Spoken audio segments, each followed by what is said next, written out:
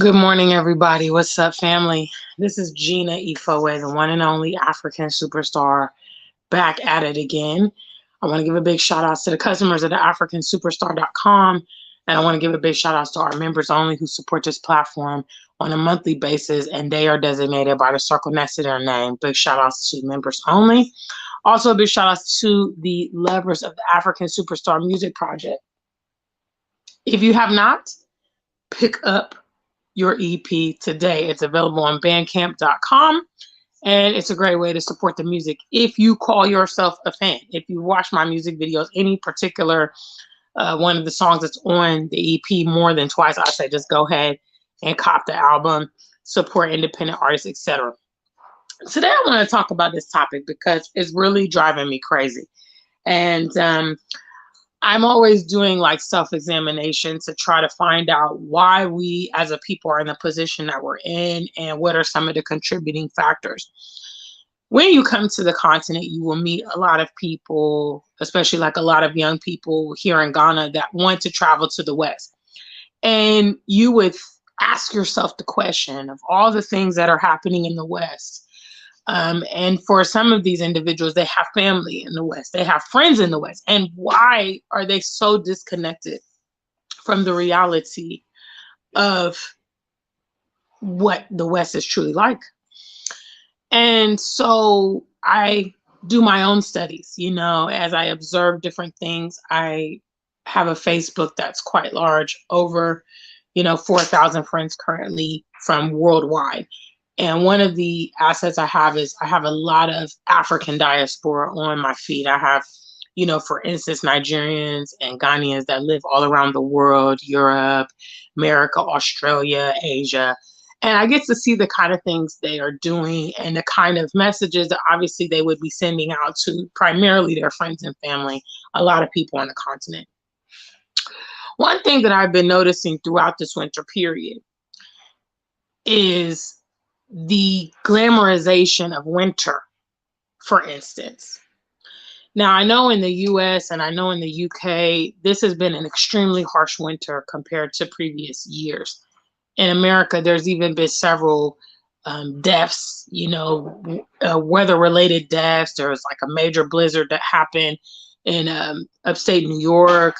I know, I've spoken to my family back in Ohio, and they've told me how the temperatures really dropped this year and blah, blah, blah. But you wouldn't see any of that stuff coming from the African migrants.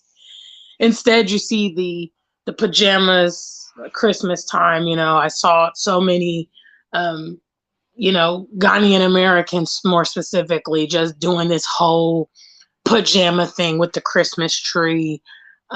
There's been a lot of snow lately, so people have been going out and doing snowmen and frolicking in the snow. And, they don't talk about how dark it is.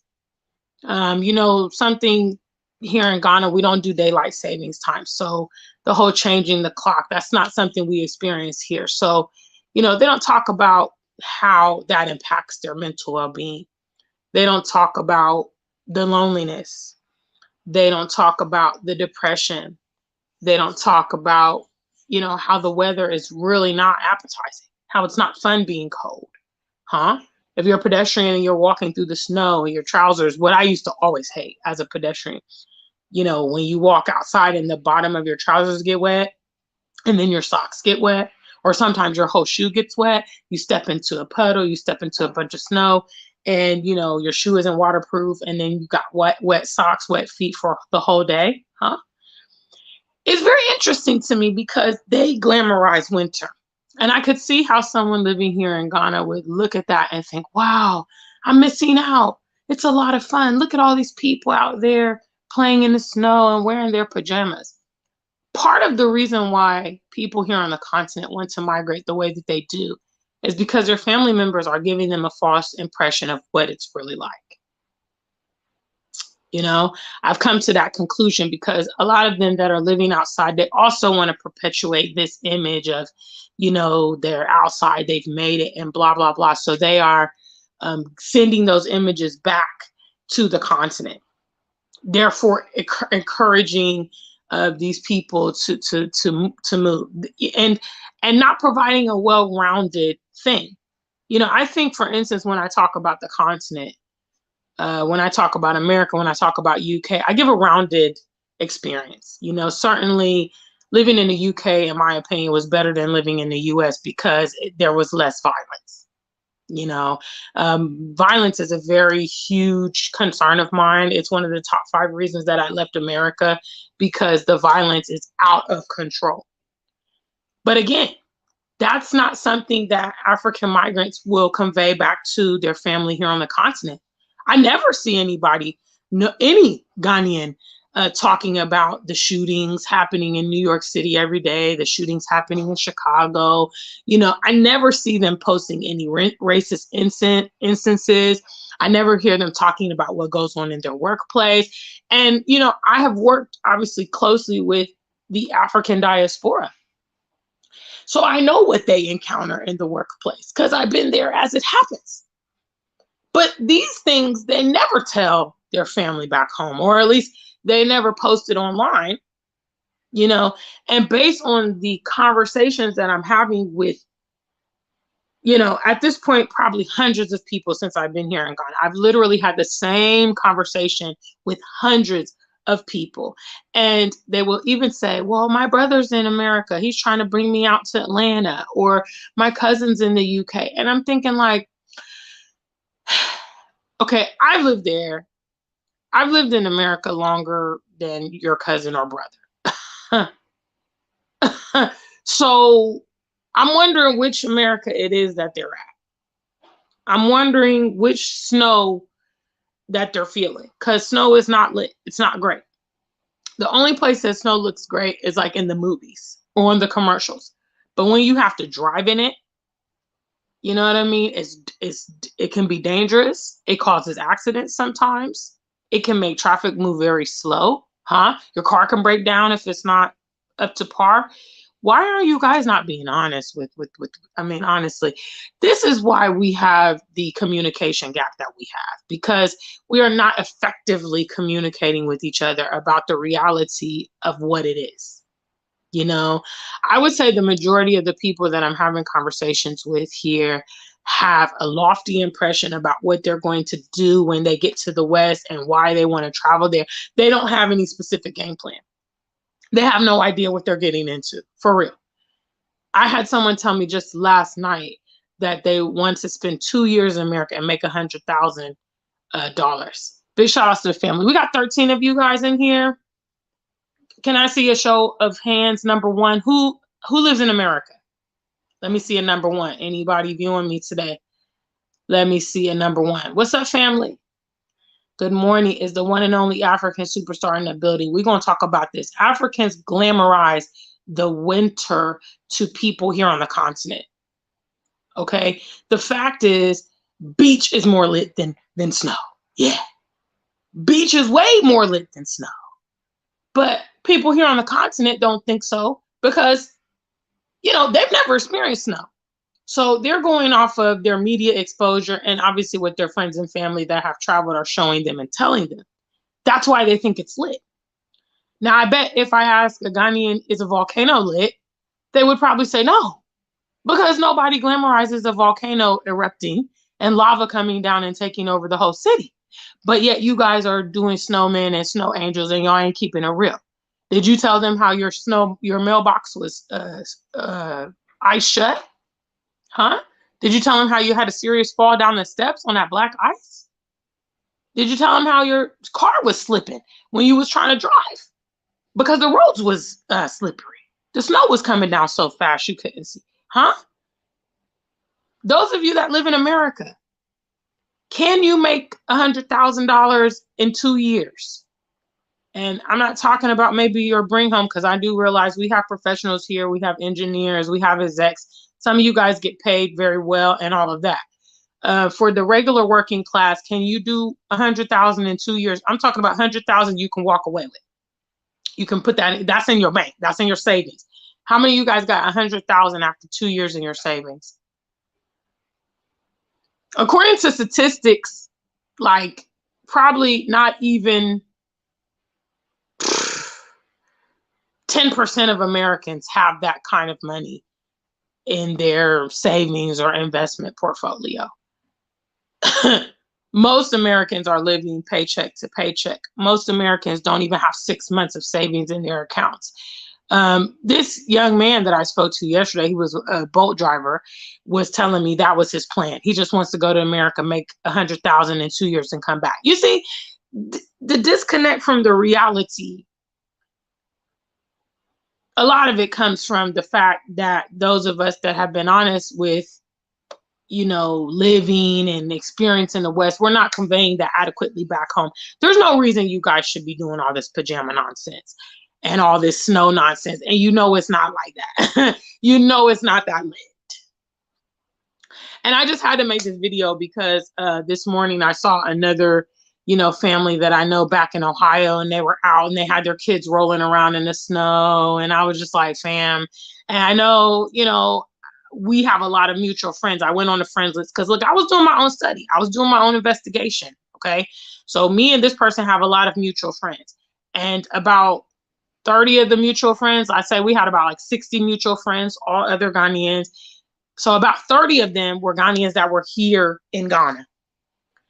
So that means when they see this image of you rolling around in the snow with your kids, they're like, oh my God, look at their beautiful family. Look at they're just having fun. You guys are not keeping it 100. Please stop the lies. Beach is more lit than snow. That's actually going to be my upcoming vlog that y'all see way down the road because I have several before that. But yes, beach is more lit than snow. Okay, let's be honest. Rich people in America, for instance, okay, they have what's called winter homes. So for those rich Americans living in New York and, Massachusetts and Ohio and Illinois and all of that, when the winter comes, they leave and go to their winter home, which is where? Somewhere warm on a beach. But we got our people, we live in a tropical climate. And instead of telling them, hey guys, Ghana is way more lit than here. I just got to keep it real. They don't want to say that. They want to go ahead and perpetuate, oh yeah, this life in Europe is lit. This life over here, this snowman is great. This snow over here in Norway is amazing. -5 is the temperature that I want in my life.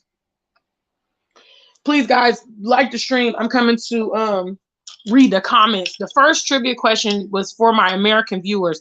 What's the probability that you can have $100,000 to save and walk away in 2 years? Because that's the kind of stuff that our continental brothers and sisters believe over here. And inasmuch they're not receiving adequate media, because the media they show here, obviously America markets to these countries here on the continent, markets to most, as they would call it, third world countries. They market themselves as an amazing nation with prosperity and blah, blah, blah. They never show the hood. They never show the murder. They never show the violence. They never show the police brutality. They never show the racism. Inasmuch we have that media, we also have a huge problem with our counterparts. You see, we control our social media to a certain degree. Okay, obviously, you can't say everything you want to say on YouTube. You can't say everything you want to say on Facebook. But what is unfortunate is that even though we have an opportunity to have our own unbridled voice, so to speak, we're still busy perpetuating the lies. Tell the truth. Beach is more lit than snow. Okay? People in the West go through depression in the winter. It's not lit. Stop trying to make it seem like it's lit. You send that back here because you want everybody here to think that you are the man or the woman.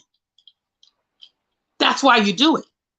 And after you get finished posting that picture, when you see that forecast and you know that snow's coming, a winter storm is coming, negative temperatures is coming, the ice warning and all that, you're not hype on that. Freezing rain. That's why a voice like mine is so abnormal here. And the reason is because I just tell them the truth. I just tell them, yeah, Ghana's more lit. When it comes to Ghana versus Ohio, I'm choosing Ghana. Continentals, they would struggle to understand why someone from the West would want to be here in Ghana because they have a false pretense about what being out there is like. They don't know about the small living quarters. They don't know about the racism. They don't know about the violence. They don't know about the snow because you guys are lying. And I had to get up on my regularly scheduled beach day, because it's Sunday, guys, and I'm going to the beach, to have this conversation because I see what's going on here. I see what's going on here, guys. You know, and instead of flexing on your brother and sister because you want to give the impression that you made it, why can't we just work as a team? You know, we could prepare the folks here that are planning to go abroad so that when they go abroad, their transition is much more realistic. We could do that.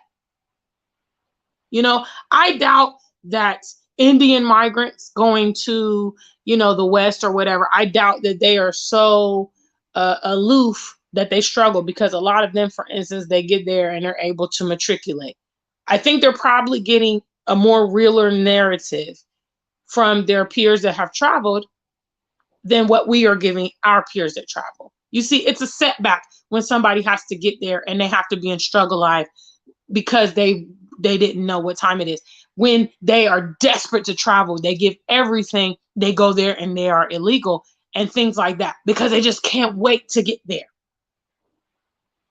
Why aren't you having the conversation with them? Hey guys, look, I know you really want to come to the US, but let me tell you, your life is going to be extremely difficult if you are illegal. Or you tell them in the UK, your life's going to be very, very difficult if you're illegal. It's better for you to do this thing through normal channels. Why don't y'all want to be honest? What is so wrong and difficult about telling these people what it is? You know what I mean? There are 195 countries in the world. It's not compulsory that we live in 2 or 3 of them. Okay? The truth is we have a lot of luxuries here on the continent.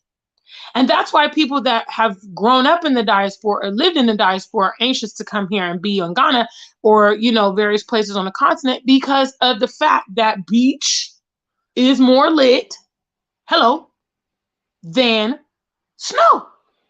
Yes.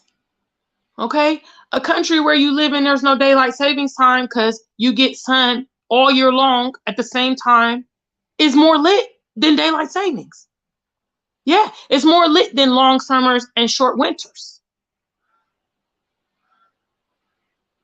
Okay, that's just the truth. Africans are glamorizing winter to their family and friends on this continent. And I just want to say, as someone who has born, raised, did decades in winter, it is a lie. It's a lie. Winter is not lit. Sorry, it's not lit. It's not lit. Maybe the only way it's lit is if you go and you are there for like 2 weeks or something. So, you know, you go during the holiday season, you go to New York City so you can see the big Christmas tree and, you know, blah, blah. Living in the snow? Huh? Walking in the snow? Going to school in the snow? Driving in the snow? It's not lit. It's not lit at all. What's up, family? Please like the stream. Today I'm talking about, you know, the disconnect between the reality, truth and fiction. I'm seeing many African migrants conveying this message back to those that are here on the continent via their social media. And they never express the negative things. I mean, I would be hard pressed to see an African migrant talk about the gun violence in America. There was a mass shooting in California a couple nights ago. Okay, I got the Google notice or whatever. Chinese New Year festival. You know, I haven't read up on it, but basically somebody went there and shot the damn festival up, killed 9 people. I have not seen that. I know I have many Africans that live in California on my feed. I haven't seen one of them post about it. Why aren't you telling your friends and family back here about the mass shootings in America? It's not like they're not commonplace. They're happening all the time. You don't post that, but you ready to post pajama pictures, huh? Now contrast the violence in America to the pajamas, and I saw hundreds of pajama pictures during Christmas time from Africans living in America and UK. Oh, they couldn't wait to participate in that, whole thing, that whole, trend. But the reality about what's going on in the environment they're living, oh, they don't want to send that back. This is a part of the reason that we are behind the 8 ball, guys. This is part of the reason, because we don't want to be honest about the things that we are enduring. Why not let somebody here know what time? Why not let somebody know the reality that they potentially face coming here? Or in America, rather. Why not let them know so that they can make an educated decision? Well, you know what? I'm not doing too bad here in Ghana. Maybe I should just, work with the things I'm doing. What's interesting is sometimes I have conversations. I obviously a lot of my interactions will come from people I meet in my Bolt and Uber. A lot of these drivers, they will want to strike up a conversation about the West. A lot of them. There have been some brothers, because primarily they're all men. I mean, I think I may have had like one female driver since I've been here, and it's going on 3 years. So primarily it's young, guys that are doing the Bolt and Uber driving. A handful of them, I would say, tell me, I've been reading stories online. I watch YouTube, and they will tell me that because they're getting an understanding of what some things that are going on, that is what has made them want to hustle and make their life in Ghana. You see, there's no reason that in droves, Black men would want to flock to America if they knew the potential dangers. There's no reason. Men here, they don't like violence. They don't want to lose their life. They themselves are not violent. Gun violence here in Ghana is very, very low. It's not even something that happens on a frequent basis. You might have a few instances, maybe an armed robbery or something like that in a year, compared to, there's over 100 shootings in America a day currently, with a lot of those involving young Black males. Men here may want to change their perspective if they knew that they were going to a place in which they were going to be the number one targeted individual, where they could face violence at any crossroad. But because they don't know the severity of what's happening, where they're going, because people that are there that could actually give them a heads up refuse to give them a heads up, want to keep on telling these stories and lies, i.e. pajama pictures, snow, whatever you want to call it. Because I mean, it's interesting. My Facebook, I have Black Americans on my Facebook. I have Black British. I have Continentals, and I have African migrants. Okay. So I can see the different demographics and the things that they post and the things that they talk about. The African migrant does not talk about the negative things of being in the West. They never, ever, ever do. Consequently, it seems to me that the diasporans are the ones that are really working to break down this communication barrier. They're the ones posting about, what goes on in America, what goes on in UK. They're the ones promoting people to go back home. They're the ones traveling back home. The actual African migrants are not. And quite frankly, they would have a lot more influence on the continent because they directly have family and friends here. If one of them posted about a mass shooting that happened in California, that would be able to communicate directly with more people here on the continent. Most diasporans, unless they are like me, they don't have a lot of African audience to share this information with. They're going to be posting it to an audience of their peers. So if they post a post about a mass shooting, that's not going to necessarily get to Africa unless they have friends and associates here. You see what I'm saying? So it would be powerful if the African migrant would keep it real. It would be very powerful if you start enlightening your peers about the reality of the place you're living in. I never see them post about school shootings. I never see them post about hate crimes, police brutality, any of these things that are explicitly affecting Black people, because you can't think, oh, well, you know, that's a Black British thing. That's a Black American thing. It's not going to touch me. They don't know who you are. They just see your skin. And guess what? With them school shootings, they definitely don't care. They're not going to be like, oh, well, there's the Ghanaian student, and that's the Nigerian student. We're going to shoot up everybody else except him or her. Why don't you want to tell them? I mean, were you not upset when you traveled and you got the reality of living us outside? Didn't you wish that somebody alerted you? You know, did you appreciate have to get there and start from ground zero and figuring everything out? Or would a leg up would have been appreciative? People watch me because they want to know what's going to happen when it comes to Ghana. They want to see, you know, a bit of the scenery. They want to hear my perspective and everything. This is a resource that I'm creating for my own people that are leaving the West and coming to Africa. Why can't you people do the same thing? Why can't those of you help it and pay it forward? And obviously everybody's not going to listen to you, but I don't even see that spirit. You know, and telling your counterparts back on the continent can be very beneficial.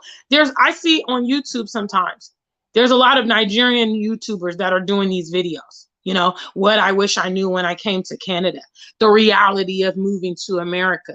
I'm moving back to Nigeria. It's not what I thought. They are even monetizing the fact that they are telling their own people back home the reality of living outside.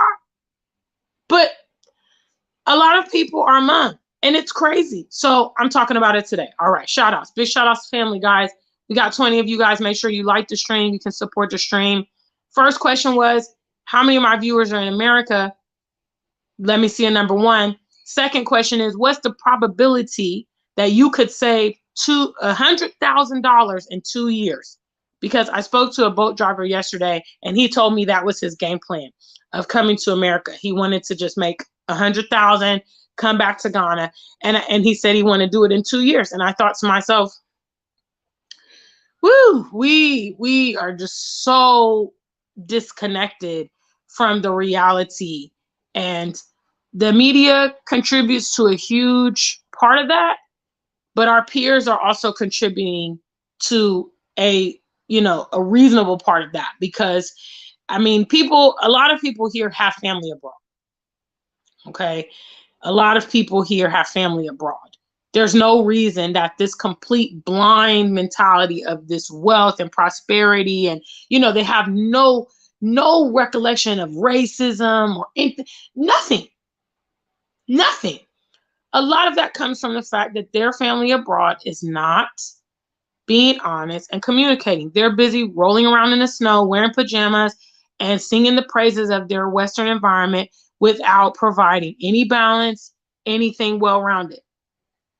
There's nothing perhaps with you saying, hey, look, you can travel.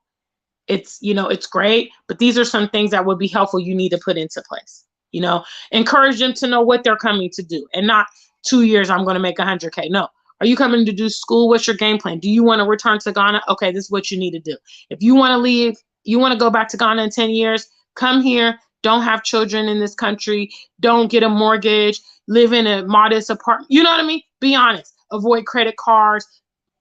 Tell them what to do so that they can be successful. Don't let them be in the same situations maybe you're in. Now you're anchored, stuck there. You had the same plan. Oh yeah, I'm going to go there 2 years, make 100,000. It's been 20. You're still stuck in America. You're still stuck in the UK.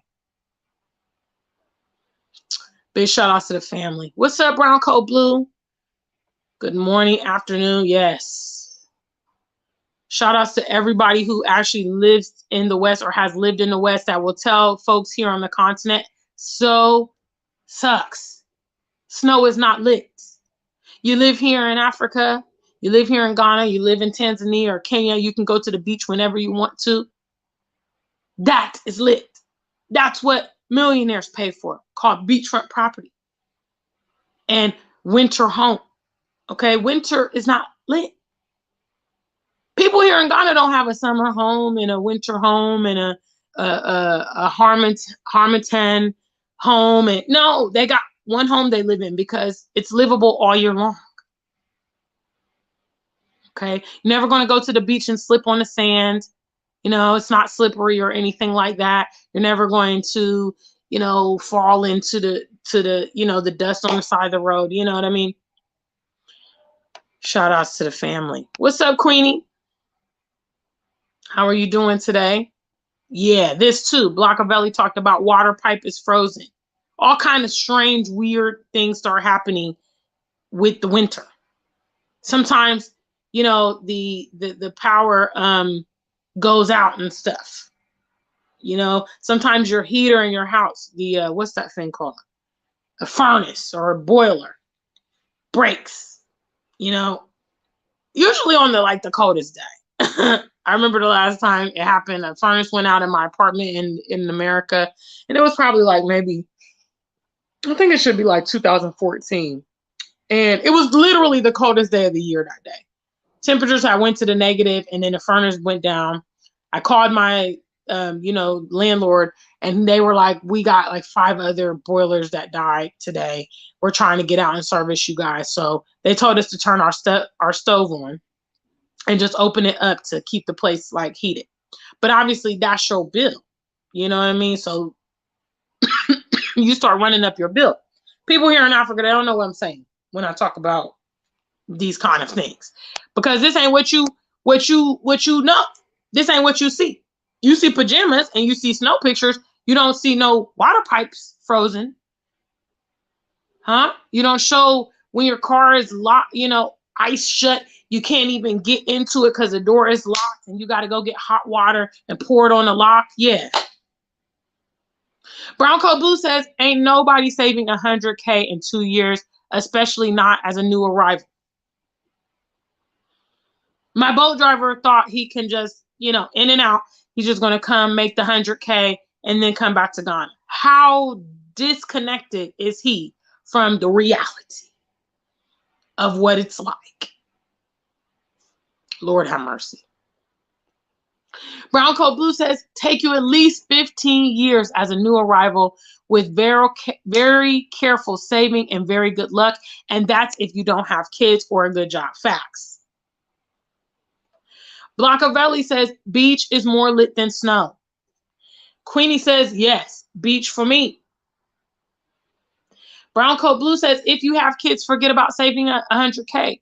A lot of people, unfortunately, when they migrate, one of the first things they do, and some people are doing this because of immigration purposes, they get with someone in their new location and they seek to have a child so that they can use that child to file for their immigration. So a lot of times before they even have their feet on the ground, they are bringing a child in. I don't know if they know about child maintenance or, you know, child support. I don't know what they're thinking, but yeah, 100K in 2 years. You know, in most cases, if you are new and you don't even have your immigration sorted out, you're not even going to have your immigration done within 2 years. Okay, you're not even going to be a citizen or a permanent resident within that time, unless you have, again, organized yourself before traveling. Maybe if you are getting married, you know, the process has been started before you get there. You have a family, a wife or a sister or brother to absorb you when you get there. You don't have to like look for housing and, you know, whatever. If you're getting there on the ground with zero anything prepared and you're just trying to wallow through, yeah, no. You'll be lucky in 2 years if you can get in this climate. You'll be lucky if you can even save $10,000 within 2 years. You know, because like I said, statistically, most Americans are living paycheck to paycheck. That means they have no savings. Okay. That means they don't have 6 months of expenses. If their job goes down, they don't have anything to fall back on apart from like unemployment funds. Okay. And this, you know, again, Continentals, you don't believe me, you can look it up. Look it up. What's the majority of Americans living in debt? You know, people here in Ghana, they don't live in debt because they own their land, they own their houses, they own their cars. There's not, mortgages are being introduced here, but it's not widespread. There are some people that have car payments and stuff, but again, it's not widespread. Usually car payments might be from a private owner who, you know, the person might be working and paying them for the car if they're doing like Uber or whatever. It's not like, oh yeah, I'm going to go to, you know, Fidelity Bank or Echo Bank and get a car loan. And, you know, it's not like that. So, you know, the majority of Americans are in debt and they don't have savings. I mean, they literally are stuck there. You know, it's like a hole that's difficult to dig out of. But again, this is not what I'm seeing being broadcast back here. You know, we have an opportunity to communicate with them and be honest. Hey, this is what my life is really like out here. But instead, oh, I want to show the cars. I want to show my big house that cost me a lot of money. I'm paying monthly. You guys don't know that, but I want to show you my designer clothes, and I want to roll around in the snow and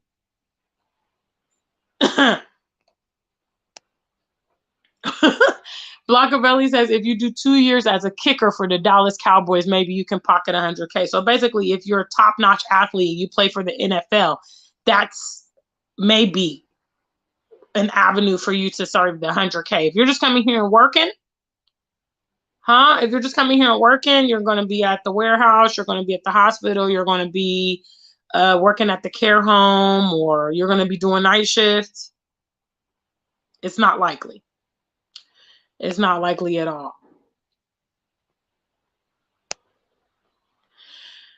Brown Coat Blue says the issue is pride and boasting. Since everyone else expects it's better in the West, people feel they need to proliferate that lie. And Steve, what's up? He says we do, but they don't believe us. Well, you know, I think if there was more of a resounding sound, they would start to understand. Because I think now they're starting to pay attention to the fact that so many foreigners are coming to Ghana. And so when they start with that question with me about why I'm in Ghana, I tell them everybody loves Ghana except for Ghanaians. Everybody else sees the potential here except for you guys. You know what I mean? Foreigners are flocking here. Does that not mean anything to you?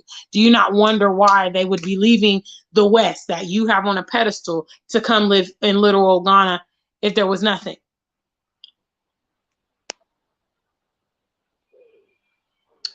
So this is the recent mass shooting Brown Coat Blue is talking about. It says an old Chinese guy shot 20 people at the Chinese Lunar Festival that they just had a couple days ago in California.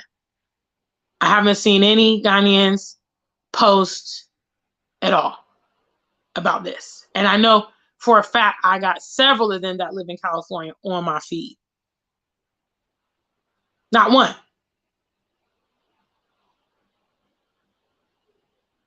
And you're not providing a balance of what your experience is in the West. You only want to show that the lit stuff. Now, snow, the perception here in Ghana, snow is that it's lit because they don't have snow here. And snow is associated with those Western countries and the holidays. You know, they've marketed the snow and the Christmas tree and the pajamas and all that. So obviously, when African migrants go, they also want to explore these things and perpetuate these things and blah, blah, blah, blah, blah.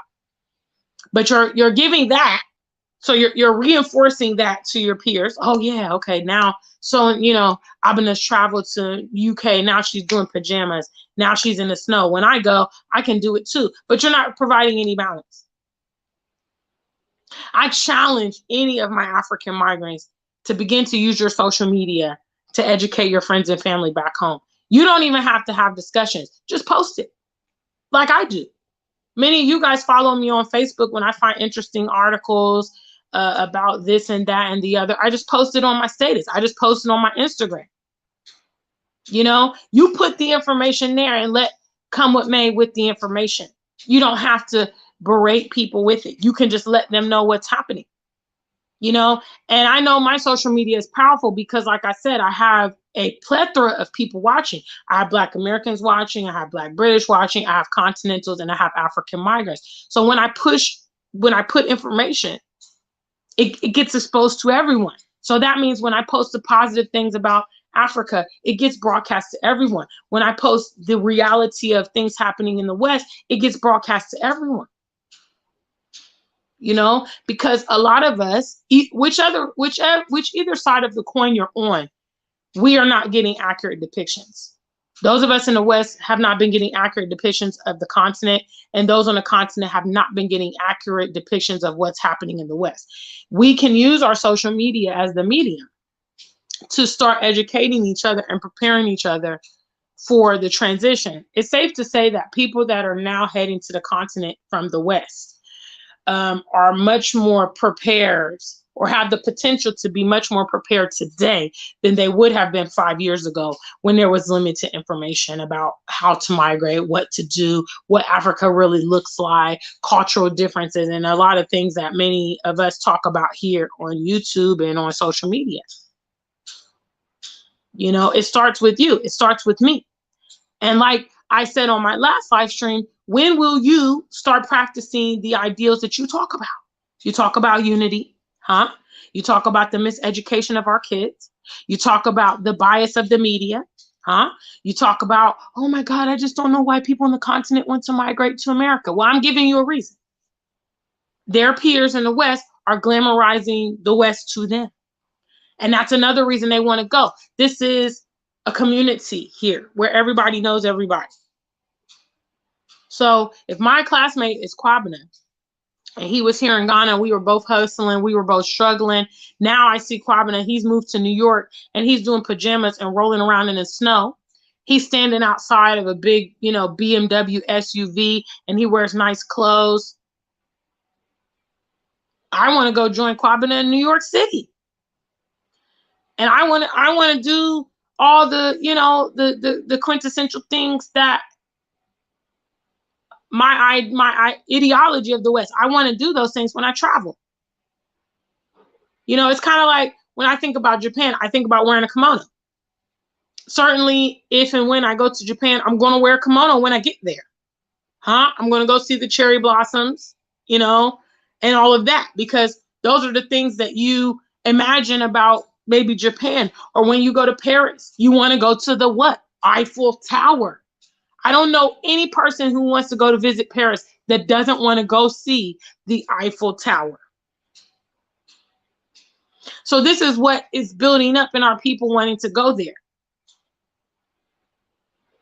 You know, because of the romanticization. I don't know if that's a word, but the romanticizing, there we go. The romanticizing that goes on, and we're not doing anything to provide balance to that. Now I got to get ready to go because I'm supposed to be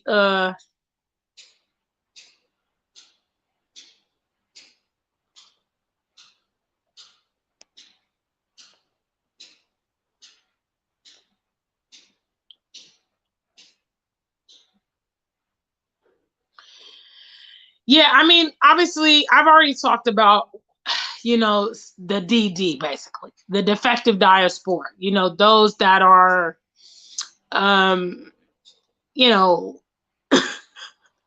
know, this phenomenon is happening on both sides. People are lying. You know, the real question, I mean, I don't watch this kind of stuff. I don't do a lot of that interviewing and collabing on my channel, obviously, but some of the questions I would ask if I saw that someone was trying to, you know, glorify the West is, well, but why are you here? Because a lot of people, see, one thing is, and this doesn't have anything to do with where you're coming from. This is the nature of people, okay? When people feel that you can't check their repertoire, when people feel like you can't trace their background, they will tend to embellish their situation, okay? So for instance, I'm from Ohio, okay? Huh? Shout outs to any Ohioans in the building. Big shout outs to all y'all Midwestern, Bearcats, Buckeyes. What's up, family? Browns fans, okay? Shout outs to all Ohioans here. I remember when I was growing up, we would get sometimes kids that moved from like New York City, and they would tell us how they were the big boy on their block and they were rappers, and, you know, everybody knew them and they were so important. They were so the man. Now, the average teenager in Ohio at that period, there wasn't even social media, you know, when I was a teenager. So there was no way for any of us to check this information and see if this person was who they said they were. There are some diasporans that are also doing that here on the continent because they were nothing where they were coming from and they were irrelevant where they were coming from. When they get here, they want to show off and they want to, you know, people that come from poverty and people that have low self-esteem and people that are low class. This is a character trait of theirs. They know that they're nothing. They know they have nothing to show. So they want to project to other people that they're the man. Now, I'm not trying to be funny. I'm not going to flex, but I am about to flex in this moment. I was an African superstar way before I moved here. I was an African superstar even before I moved to the UK. I was an African superstar where I lived in Columbus, Ohio. You feel me? So I have a long track record that aligns with who I am and what I'm all about. A lot of these individuals will come here and talk about how they were the big man or woman in America, how they was running stuff and how they were rich, but they don't have those trappings to show. So if I had been the interviewer, but see, they would never want to interview with me. They like rolling with their own peers, see, because they like feeling like they're superior and that they're making movements. But if I had been the interviewer, I would say, well, wow, it sounds like you had an amazing life out there in the West. So what led you to move to Africa? You know, if, you know, maybe your needs aren't being met here, it's kind of crazy that you would be here. Huh? Yeah, and see what they had to say. Because again, I always stick to my premise. Nobody would leave, you know, top prosperity and everything's working in their favor and they're happy and they're successful and everything is good to come to a downgrade. Nobody would do that. So it's questionable if these people are saying that they were this and that America had it. You know, these are indications to me that this person is someone who is a part of the defective diaspora and they have ulterior motives for coming here. They obviously don't love it here. They obviously are not educated about here. They're ignorant to the continent because they feel like they're missing something back there. Me, I know I'm not missing anything out there. I'm totally confident living here in Ghana. I'm totally confident with my assessment that for me, Ghana is the best place for me to be living in the world. So actually, I understand that the West has nothing to offer me in terms of the way I want to live. Okay, the way I want to live is regularly scheduled beach days on Sunday, today. And the West can't offer me that, nor can the UK. I want to wake up and feel the sun every day. They also can't offer me that. I want to wake up around Black people, see Black people all the time. Most everything I see, they can't offer me that. I want to be treated with respect and live in a nonviolent environment. They can't offer me that. Huh? I want to live in an environment with lit social life any day of the week. Any place I go, they got Jalal, they got Banku, they're playing Afro beats. They can't offer me the lifestyle I want. The lifestyle I want is explicitly available here on the continent. So for me, you know, it's a hands down decision to be here. I would say anyone who gets here and they're just dissatisfied with everything around them, then I think it's quite obvious that this may not be the most suitable environment for you. And if it's not, then why are you here? And if you were the man or woman, wherever you came from, why are you here? You know, I showed my life when I lived in the West. It's straight struggle. Working every day, no social life. I'm irritable. I look exhausted. You know, my skin is you know, just drama, just problems constantly, unreasonable people, racist encounters, discrimination on the job. I shared all that stuff on my previous channel, you know, before YouTube took it down. So it wasn't like, you know, I was living a great lifestyle out there, you know, and I was just honest about it. My lifestyle's way better here in Ghana, you know. So anyway, moving on. Big shout outs to the family. back to the question, can you make 100,000 to save in 2 years in America? And Steve says, unless you make 200,000 a year before taxes and live in a low income area. So that means you'd have to be a very, very high earner and live very modestly to get that kind of money in 2 years.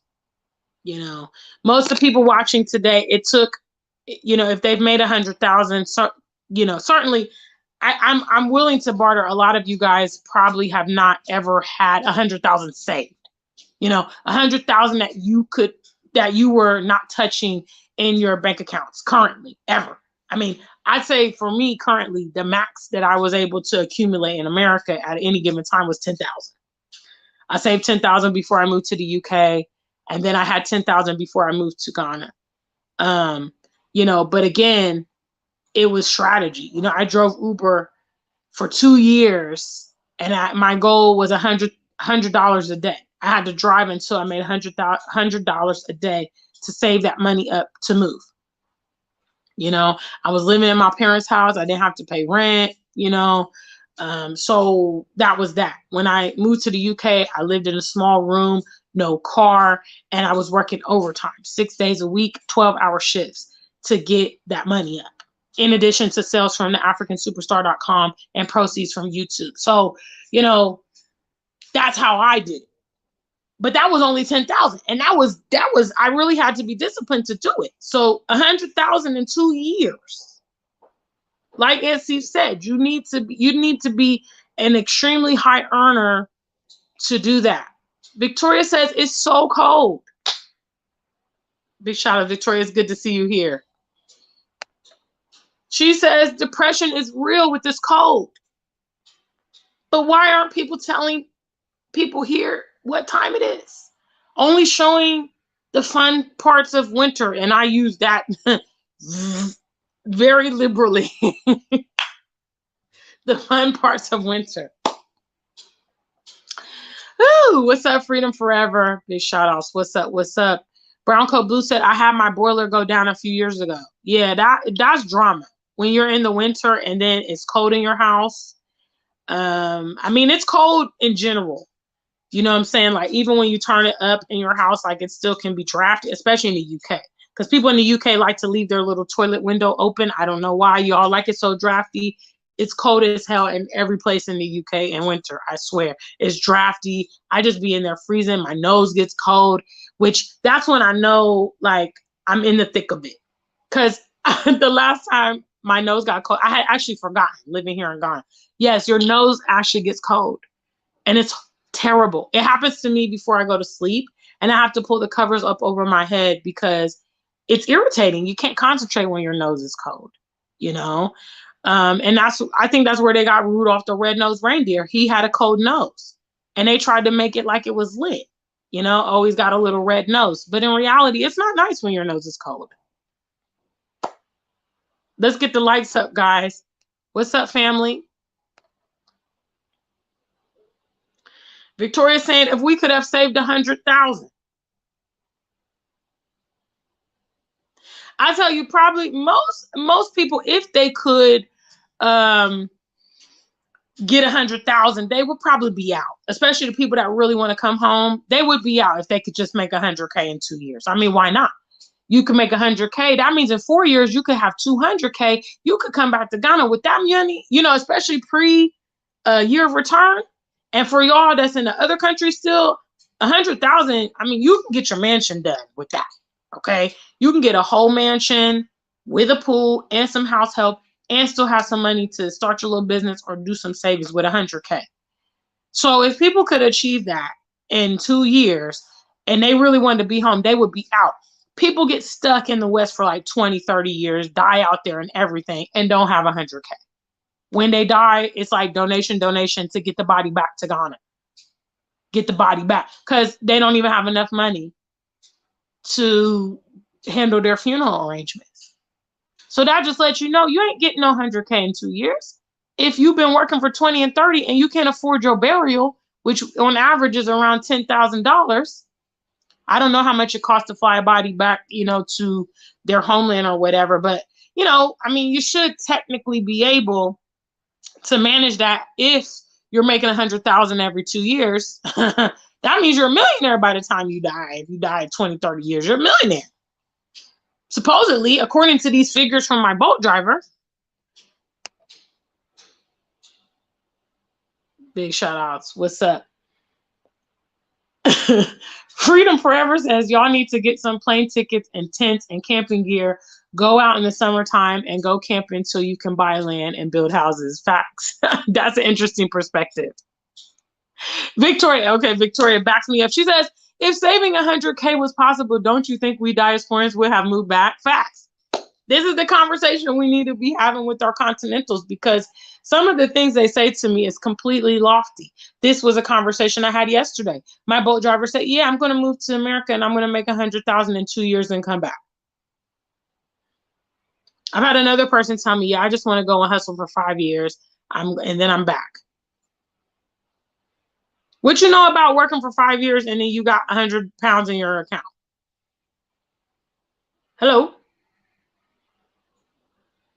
You know, most people will struggle to even save, you know, I'd say what, anywhere between maybe 200 to 500 pounds a month. People, the average people will struggle, you know, especially people if they have families, they got kids, you know, after all your bills and, you know, the cost of living going up in America, going up in UK.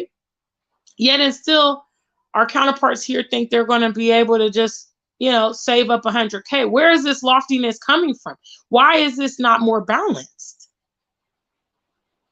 You know, why is nobody posting on their status, hey, the average income in the UK is, you know, 30,000 pounds. You know, 50% of Americans are in debt, blah, blah, blah. Because these people here have no idea. They literally think they're going to walk into prosperity over there. And I think for people with family across, you know, the diaspora, you guys need to step it up. Okay. Because look, I'm only one person, you know, I'm doing my very best to provide some balanced information to our peers, but y'all need to do your share too. If you have family on the continent, like I said, you don't have to get into deep discussions with them. Just start sending them articles. Just start sending them reels. Just start sending them, you know, stories, YouTubes, you know, of what it is like. Okay. There's a young man who's handling my social media for me.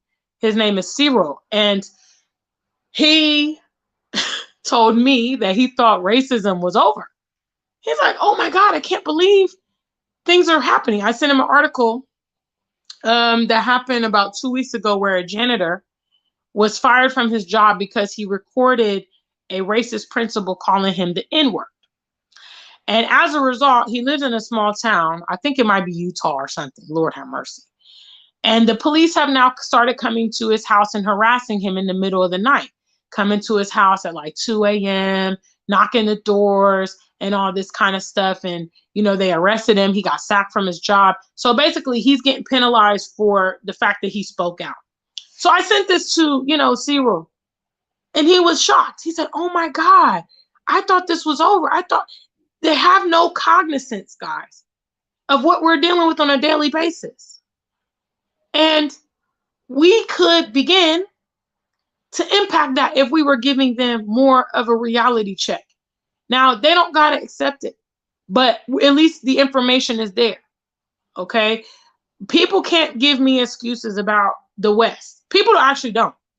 You know, people might say stuff online, but in my person, nobody tells me the story of why, you know, racism. Nobody comes to me like, girl, you know, it's crazy out here in UK. They can't have that conversation with me because they know I've already set the stage of I'm not putting up with that. You can, but I'm not. And you have options. And if you have options and you don't take them, that means you like what you're involved in, or you're not serious about changing your dynamic. So people don't have that conversation with me because I've already set the playing field of where I stand on that. If we are, you know, educating our peers here of what it's really like, and they still make that decision, either they can make an educated decision, which means, okay, these are some things I know I need to watch out for when I get there. My cousin told me about this. My sister told me about that. The African Superstar told me about this, so I can avoid some pitfalls. Okay. Or they will say, you know what, let me, African Superstar said the beach is more lit than winter. She's right. And all these foreigners are coming here. Maybe I need to put my attention on my own backyard. Because, well, after all, why would they be coming here if nothing is here? But if those thoughts are not being sparked, that conversation is not happening. If they're just busy watching you guys in your pajamas and rolling around in the snow, and it looks fun and it looks lavish, and you've never told them about police brutality. You never told them about how you got profiled at your job. You never told them about there was a mass shooting 30 minutes from your house. So, there's no balance in that. They're seeing all your fun sides and not any of the other sides. Brown Coat Blue says, I think the average U.S. credit card debt alone is around $10,000. That's not counting mortgage and car. Big shout outs. Dunstan Cole, thanks for stopping by. Please, guys, make sure you hit the likes. You can also support the stream with a 5 on it. Don't forget. Dunstan says, the brainwashing is real, though. Our African people don't want to hear the reality about the West. Sometimes you try to explain that you're broke, they don't buy it. That's why I'm saying this conversation specifically is about social media, okay? And in social media, you don't have to have conversations all the time. You can just share stories, share whatever on your feed, on your Twitter, on your Instagram about things that's happening. You can express your concern about sending your kids to schools when there's so many school shootings, okay? If you live in California and you didn't share that damn gun mass shooting that happened 2 days ago, shame on you. You need to send that back to Nigeria. You need to send that back to Kenya. You know they're watching you because you're abroad. So just put it on your status. Just put it on your Instagram and let the rest do itself. Because that might be the first and only time they've even seen this. I've heard people in the UK, they seem to think this was pre, George Floyd. Okay. So they seem to think that, the instances of like police brutality were very sporadic. And they asked me if it happened in certain places. So they thought, oh yeah, I know, Chicago's known for a lot of gun violence. I know New York, big cities and this and that. So in their mind in the UK, this things happened, it was kind of compartmentalized. And I told them, no. It's happening all across the country all the time. You guys are only hearing the stories that go international, but gun violence is a regular occurrence in America every single day.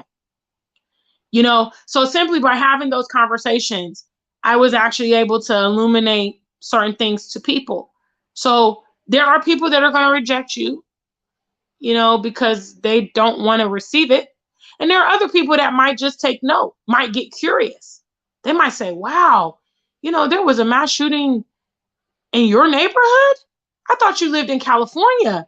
I thought that's where all the rich people live. I didn't know that stuff happened out there. Simple Google search, simple YouTube search, and they start going down the rabbit hole of, oh my goodness, wow, I didn't know this stuff was happening. So we're beginning the dialogue. We are becoming a resource to our peers. We're becoming that bridge. Because whether or not they want to hear it from us or receive it from us, we have lived there and we have experienced it, or some of you are still living in the West.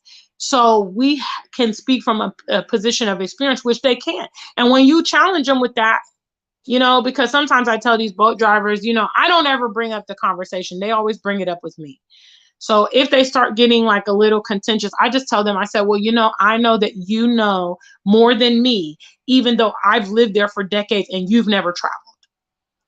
And then I hit them with if you were smart, you would listen to someone who's been in that environment because they have more knowledge than you.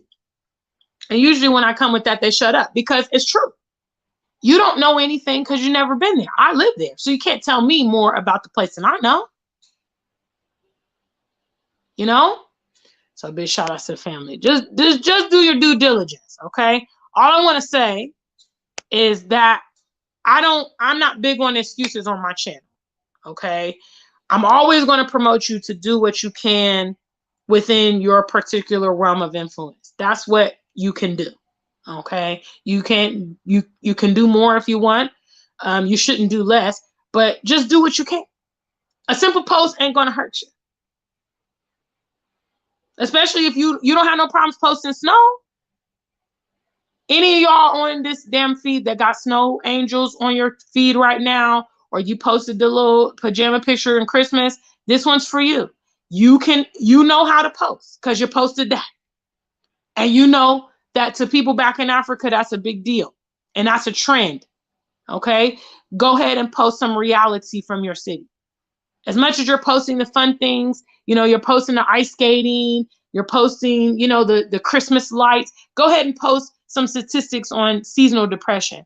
Go ahead and post some of that violence as you're going on. Go ahead and post some recent current events in your neighborhood. Go on. I challenge you. And it's only fair that you provide a balance. It's only fair. Because otherwise, you're just being fake. So, big shout out to family. All right, let me try to get to the end of this. Because y'all know it is beach day. And I have to go. Big shout outs. What's up, Syra, Nefertari? Most people will get the lowest paid jobs. Couple it with remittances that you send at home, along with the high cost of living. You will never make it back. If so, people think you have money. Shout outs to the family.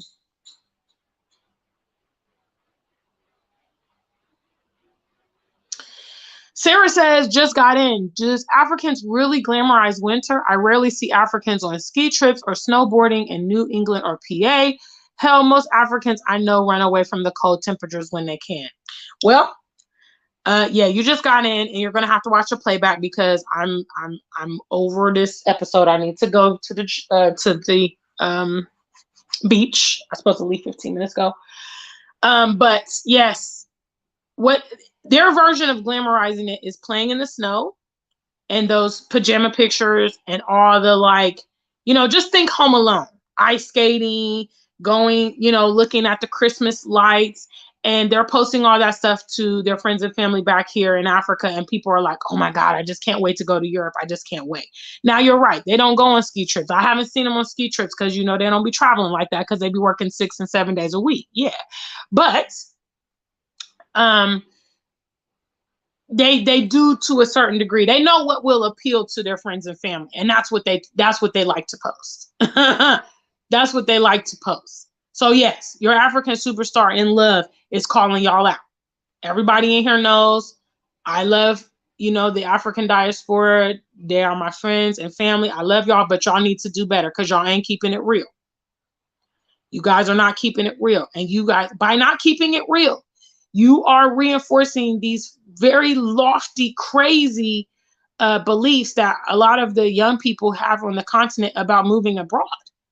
To recap this episode, it started because I was saying that a boat driver I had yesterday is under the pretenses he can come to America and make $100,000 in 2 years and just come back to Ghana.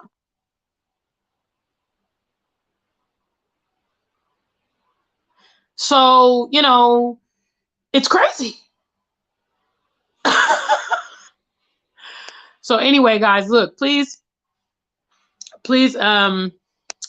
forgive me if I miss anyone in the shout outs. Big shout outs. You will have to get the replay. I'm going to the beach right this very minute. So big shout outs to Janelle and Frank. I see you there. Please make sure you like the stream. And we will talk again very soon. I got a lot to say. Big shout outs to the African Superstar family. Until we meet again, stay black and true. If you ain't black, just stay true.